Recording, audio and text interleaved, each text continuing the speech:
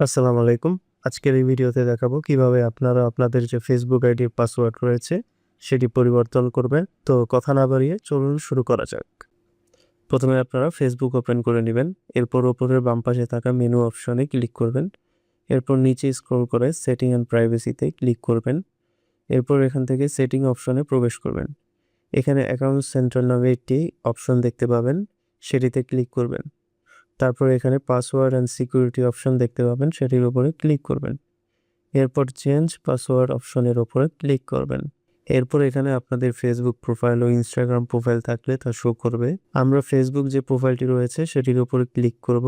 তারপরই আমাদের সামনে পাসওয়ার্ড পরিবর্তনের অপশন শো করবে। প্রথম অপশনটিতে আমাদের বর্তমান পাসওয়ার্ড দিয়ে দিব।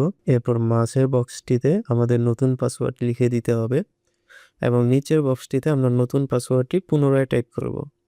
আর আপনারা যদি চান যে পাসওয়ার্ড পরিবর্তনের সাথে সাথে অন্য সকল ডিভাইস থেকে আপনাদের আইডিটি লগ আউট হয়ে যাক, তাহলে আপনারা এখানে টিক চিহ্নটি দিয়ে দিবেন। আর যদি চান যে না, অন্য সকল জায়গায় আপনার অ্যাকাউন্টটি চালু থাক, তাহলে টিকটি উঠিয়ে দিবেন। এরপর নিচে চেঞ্জ পাসওয়ার্ড অপশনে ক্লিক করলেই আপনাদের পাসওয়ার্ড পরিবর্তন হয়ে যাবে।